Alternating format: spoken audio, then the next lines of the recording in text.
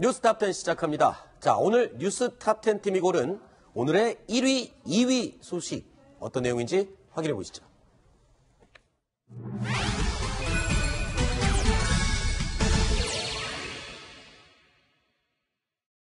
문재인 대통령이 대선 후보 당시 공약했던 전작권 환수 논의가 본격화할 것으로 보입니다. 국정기획자문위는 국방부에 전작권 환수를 위한 구체적인 로드맵을 만들어달라고 주문했습니다.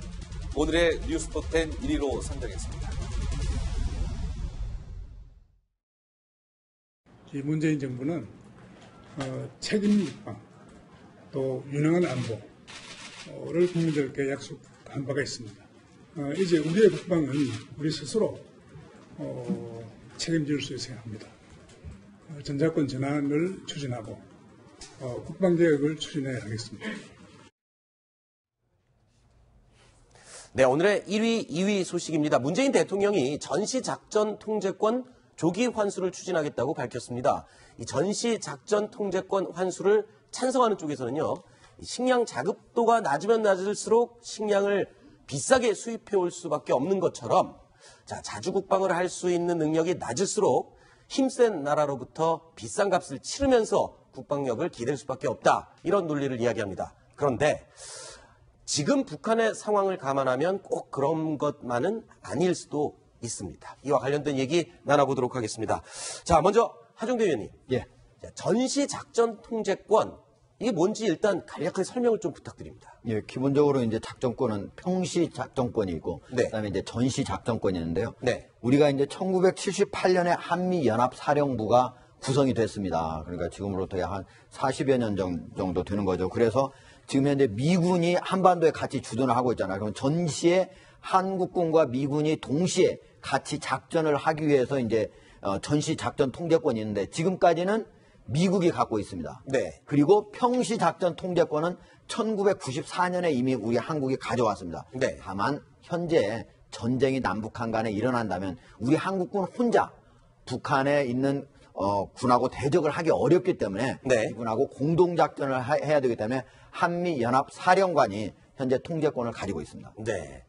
자, 과거 정권에도요, 이 전시작전 통제권을 환수하기 위한 여러 번의 노력이 정권마다 있지 않았습니까? 그런데 그렇죠. 계속 미뤄져 왔는데 그 과정, 지금은 어느 상태로 되어 있는 거죠? 예, 전시 작전권을 처음으로 이제 가져오려고 했던 대통령은 노무현 대통령입니다. 네. 노무현 대통령 말기에 5년 뒤에는 우리가 즉 2012년에는 가져오자 하고 이제 얘기를 나눴습니다. 그런데 정권이 바뀌어 이제 보수 정권으로 바뀐 다음에 이명박 정부가 들어서자 2010년에 2년 뒤에 가져올 거를 2015년까지 이제 연기를 해놨습니다. 그때까지 연기를 했다가 네. 다시 1년 전인 2014년에 바로 그 다음에 가져와야 되는데 다시 한번 논의를 해가지고 적어도 다시 가져올 어떤 조건이 갖추어지면 그때 가져오는 게 좋겠다. 그래가지고 지금 현재는 어떤 정확한 시기가 만들어지 결정되지 않을 때 2020년대 초중반 이때로 지금 현재 보고 있습니다. 네, 그러니까 노무현 대통령 정권에서부터 전시 작전 통제권을 환수하기 위한 노력이 시작이 됐고, 자, 이명박 정부 거치면서 한 번 연기가 되고요. 또 박근혜 정부를 거치면서 무기한으로 연기가 된 거죠. 무기한이라고 하지만 2020년에서 2025년 사이라고 알려져 있죠. 네, 그러니까 박근혜 정부에서는 기간을 못 박지 않고 네. 조건에 기반한 전작권 환수라고 이제 얘기를 했습니다. 네. 그러니까 우리가 얘기하는 그 삼축 체제, KMD, 킬체인, KMPR 이 세 가지가 어느 정도 이렇게 갖춰진 상태에서 네. 전작권을 환수하겠다 그래가지고 대략 한 2025년 아니면 2026년 네. 그 정도면 환수가 가능하지 않겠나 이렇게 네. 그 염두에 뒀을 뿐이지 그 연도를 명확히 이렇게 찍진 않았습니다. 네, 그러니까 우리가 전시 작전 통제권을 우리가 가져오려면 우리 스스로 북한과 대적해서 충분히 이길 수 있을 정도의 능력이 있어야 된다. 그 조건이 갖춰지면 받아오겠다. 다시 환수를 하겠다. 그런 건데, 자, 그 가장 중요한 3대 축이 이 세 가지죠. 먼저 킬체인. 북한에서 심상치 않은 움직임이 있을 때 먼저 선제 타격을 할 수 있는 시스템인 킬체인. 그리고 킬체인으로 선제 타격을 하지 못했을 경우 북한에서 날아오는 미사일을 우리가 스스로 막아낼 수 있는 한국형 미사일 방어 체제, 그리고 이후에 아주 대량 응징을 할 수 있는 군사력과 무기들, 이런 세 가지가 완벽하게 갖추어져야 그때야 전시작전 통제권을 환수한다. 지금 그렇게 조건이 돼 있는 거죠. 네, 맞습니다. 네. 자, 그런데 이 세 가지 핵심 축을 완성하기 위해서는 제일 중요한 게 있죠. 바로 이 킬체인에서 정찰 위성의 중요도가 굉장히 네, 여기서 강조가 되죠. 가장 중요하고, 그다음에 이제 글로벌 호크라는 무인 정찰기도 이제 필요하고, 네. 그래서 일단은 북한이 미사일을 쏜다고 하는 그 동향을 먼저 파악을 해야 되기 때문에 일단 정찰 감시 장비를 일단 도입이 되겠다. 네. 가장 중요한 부분입니다. 네. 그러면 정찰 위성을 가지면 되지 우리가 갖지 못하는 이유가 있습니까? 뭐 갖지 못할 이유는 없으나 네. 워낙 비싸기 때문에 돈 문제입니까? 돈 문제입니다. 돈 문제라서 그다음에 또 돈 문제도 돈 문제지만 우리한테 필요한 위성을 우리가 개발해서 위성을 개발한 다음에 그걸 이제 발사는 이제 다른 나라에 맡기죠. 네. 그래서 그거에 이제 대충 이제 우리가 총 5기의 위성을 좀 가지려고 하는데 4기는 레이더 위성이고 1기는 광학 위성입니다. 그래서 대개 한 2021년부터 23년 사이에 위성 5기를 확보하려고 이제 추진하고 있습니다. 네. 미국에서 뭐 우리가 정찰 위성을 갖는 것에 대해서 반대하거나 뭐 그런 부분은 없는 거죠? 그건 전혀 없습니다. 전혀 없고 우리가 갖게 되면은 미군이 가지고 있는 미군은 위성이 많습니다만은 네. 한반도를 볼 수 있는 건 딱 4기밖에 없습니다. 네. 그럼 우리가 5기를 갖게 되면 이게 시너지 효과가 있는 것이죠. 네. 조금 전에 이전 정권의 전시작전 통제권 환수를 위해 노력했던 이야기를 했었는데요. 자, 대표적인 정권이 노무현 정권 때였습니다. 당시에 노무현 전 대통령 전시작전 통제권에 대해서 이렇게 이야기를 했습니다. 들어보시죠. 아주 유명한 일화입니다. 한국의 안전을 지켜낼 만한 국력이 있고 군사력이 있습니다. 미국 엉덩이 뒤에서 숨어가지고 형님 백만 믿겠다 이렇게 해서 되겠습니까? 작전 통제권 자기들 나라 자기 군대 작전 통제도 한 게 제대로 할 수 없는 군대를 만들어 놔놓고 나 국방장관이요 나 참모총장이요 그렇게 별들 달고 그드럭거리고 말았다는 얘기입니까? 자기들의 직무유기 아닙니까? 부끄러운 줄 알아야지. 이렇게 수치스러운 일들을 하고 작전권 돌려받으면 우리 한국군들 잘해요. 왜 작전 통제권 왜 못한다는 얘기입니까? 자, 당시에 저렇게 강력하게 전시작전 통제권 환수를 위해서 밀어붙였었고요. 사실 미국도 기본적으로는 이 전작권에 대해서 우리가 가져가는 것에 대해서 반대하는 입장은 아니라면서요. 그런데 저 당시에 이게 왜 추진이 안 되고 그 정권으로 이어진 겁니까? 바로 직후에 네. 북한이 핵실험을 하면서 그때 핵무기를 보유하려고 했던 게 이제 드러났습니다. 그랬었죠. 그리고 또 장거리 미사일을 자꾸 개발하고 있기 때문에 현재 아직까지 시기상조라 해가지고 당시에 노무현 대통령 때도 2007년도 2월 달에 한미 국방장관 회의를 하면서 그때 2012년 정도까지 환수하겠다니까 노무현 정부 기간을 벗어났던 거죠. 네. 자, 자주국방.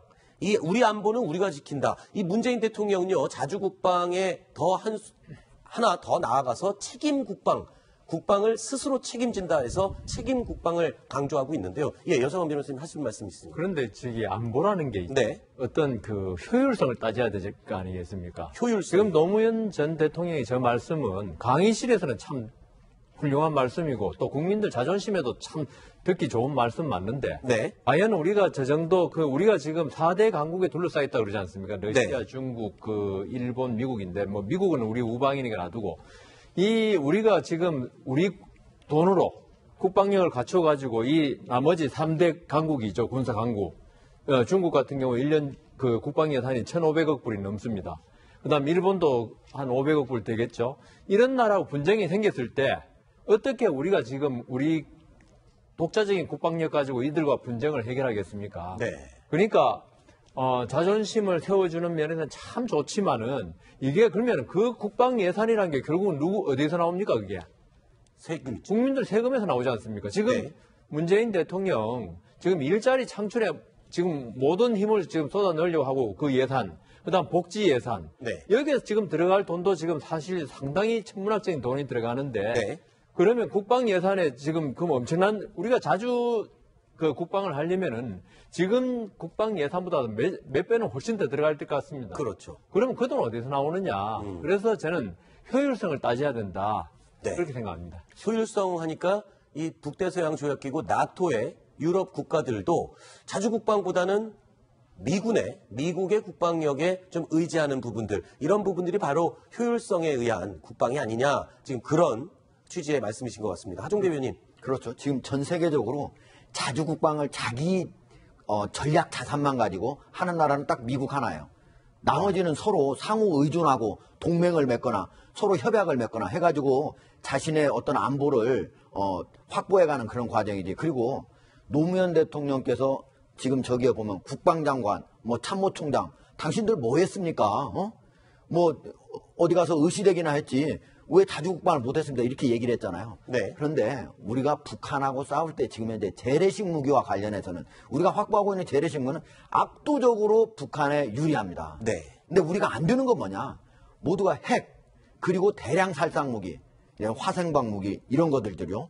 그리고 미사일 이거를 옮길 수 있는 수단. 근데 이런 것들은 국방장관, 참모총장이 잘못해서 우리 병사들이 잘못해서 그런 게 아니에요. 이거는 세계적으로 금지되어 있는 핵무기 금지되어 있잖아요. 대량 살상 무기도 우리가 보유할 수가 없어요.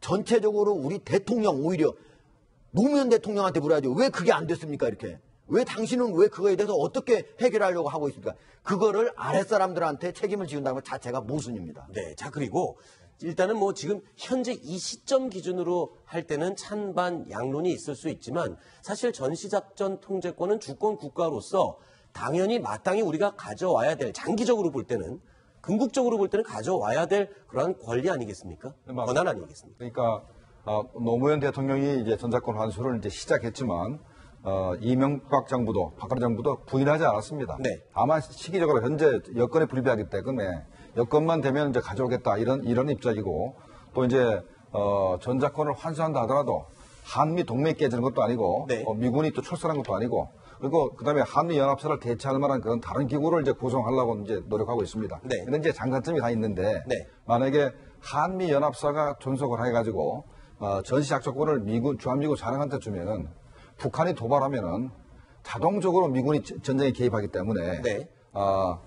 태평양 일본에 있는 주일미군이라든가 태평양에 전개되어 있는 미군이 한국에 들어오는 게 자동으로 들어오게 됩니다. 아, 그러면은 만약에 전시작전 통제권을 우리가 완전히 환수를 했을 때 북한과의 어떤 전쟁이 발생했다. 그러면은 미군의 자동 개입은 작동하지 않게 되는 겁니까? 그런 건 아닌데 우리가 의심을 하는 거죠.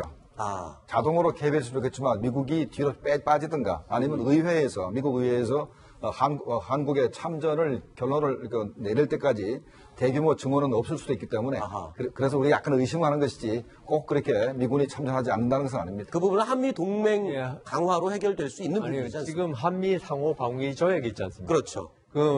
북한은 중국하고 조중 네. 방위 조약이 있는데요. 그 방위 조약에 의하면은 우리가 침략받으면은 미국이 침략받은 것 같은 걸로 여기도록 조항이 되어 있기 때문에 네. 작전권의 소재하고는 관계없이 네. 미군이 개입하게 되기 때문에 그거는 약간 별개의 문제 같습니다. 알겠습니다. 그리고요. 예. 지금 이제 전시 작전 통제권 이거를 뭐 미국이 가지냐 우리가 가지냐 하니까 완전히 100% 왔다 갔다 이렇게 하는 걸로 생각하는데 지금 현재도 만약에 전쟁이 일어나면 지상군에 대한 통제는 우리나라 한미연합 부사령관 우리나라 사령관이 하게 됩니다. 나머지 해군과 공군 이건 월등하게 미국이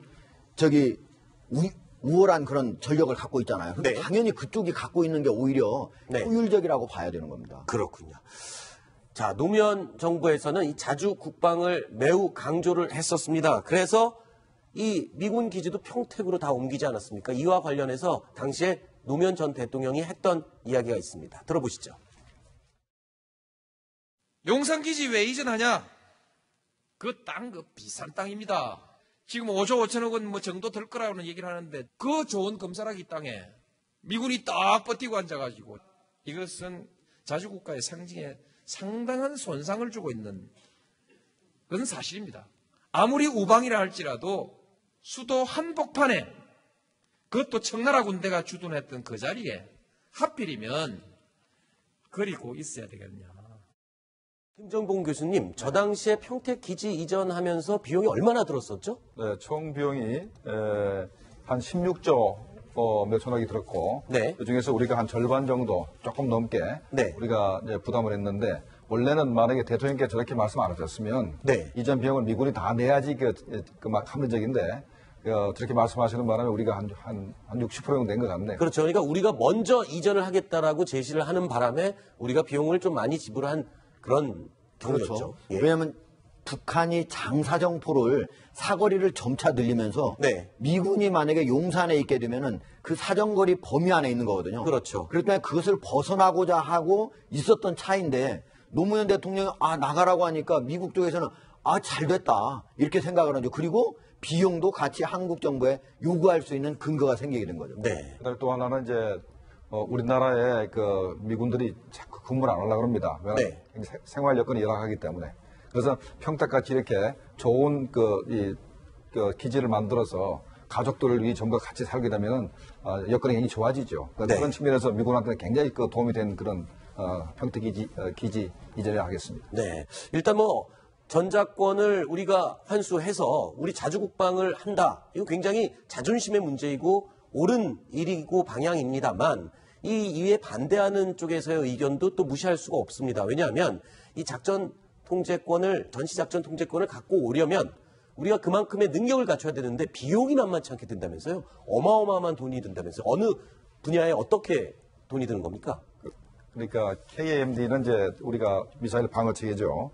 저게 2023년까지 이제 하기로 했는데 저 비용이 17조 정도 된다고 그럽니다. 그다음에 이제 북한이 현재 다연장 로켓포를 전방에 서울을 목표로 해가지고 이제 배치하고 있는데 그거를 우리가 부실 수 있는 구룡이라든가 아니면 천무 같은 그런 미사일을 추가로 만들어야 되기 때문에 그게 한 3조 원 들고 그다음에 이제 4세대 잠수함 현재 3,000톤급 9척을 현재 건조 중에 있습니다. 네. 그다음에 이지스함을 추가 도입했는데 10조 원. 그다음에 FX 사업을 하기 위해서 한 25조. 그다음에 정찰위성 무인 정찰기 10조 원. 이래서 핵심 무기가 한 65조 원 든다는데 네. 전 어차피 전작권 환수 안 하더라도 대부분 다 들어갈 돈인데 저 비용을 갖다가 빨리 당겨서 이제 이렇게 확충을 자금을 마련해서 이제 전작권 환수 기간을 앞당기겠다 이런 뜻인 것 같습니다. 네. 이 자주국방, 책임국방을 위해서 우리가 스스로 도입해야 되는 무기 비용을 우리가 다 지불하는 것보단 미국이 이미 가지고 있는 그 전략 자산들 이런 것들을 좀 같이 이용하는 이게 효율성의 문제 아니겠습니까? 그렇게 얘기하는 사람들도 있어요. 그런데 지금 현재 우리가 쓴 65조는 어차피 전작권 환수 시기의 문제지. 네. 시기는 어차피 저 돈은 다 들어갈 돈입니다. 어차피 써야 될 돈입니다. 원래 그 계획이 다 있는 것입니다. 네. 자, 그러면 우리는 어떤 계획을 세우고 있는지 이 예산으로 이게 가능한지 그 부분을 좀 여쭤보고 싶은데요. 이 정도면 그러면 충분한 겁니까? 아까 어차피 써야 될 돈이라고 하셨는데 저 정도 쓰면 지금 우리가 2025년까지 확충할 무기들이 현재 무기들을 개선해 보니까 저 정도 된다는 얘기고 네. 현재 국방 예산이 현재 저기 나왔습니다. 한 40조 되는데 네. 저거는 저렇게 시간에 맞춰서 할 수가 없으니까 현재 문재인 정부에서는 매년 한 8% 정도 국방 예산을 이렇게 확충하겠다. 증액시키겠다. 이런 계획이 있습니다. 미국은 국방 예산이 어느 정도 소요가 되고 있습니까? 미국은 우리 전체 예산의 2배 정도 되는 네. 국방 예산이 한 600조 되고 네. 그다음에 우주 개발 예산까지 합치면 연간 한 1,000조 원 된다고 합니다. 그렇군요. 자, 일단 여기 계신 분들 아까 의원 잠깐 말씀을 피력을 해주시긴 하셨는데 어떻게 전작권 환수 이거를 어차피 2020년대에 들어서면 환수할 거긴 하지만 이걸 또 시기를 더 앞당기겠다. 이게 지금 문재인 대통령의 입장이거든요. 자, 환수 시기를 앞당기는 부분에 대해서는 어떻게 보십니까? 시기가 아까 우리 김정문 교수님 말씀하셨지만은 시기가 중요한 게 아니고 네. 우리가 우리 스스로를 지킬 수 있는 힘이 갖춰질 때 전작권 환수가 돼야지 이게 어떤 무리가 없는 거고요. 근데 저는 이걸 보면서 우리 조선시대 인조임금시대 때 청나라와 그 침략에 대비해서 그 주전파와 주화파가 대립하고 있었거든요. 네. 주전파, 그러니까 청나라가 한번 붙자는 거예요, 전쟁. 여기는 소건시원해. 대의 명분도 있고 명나라가 참 공자의 나라인데 이러면서. 근데 주화파들은 청나라가 보통 우리 진다. 네. 아니면 우리 국민들이 엄청난 고통을 당한다.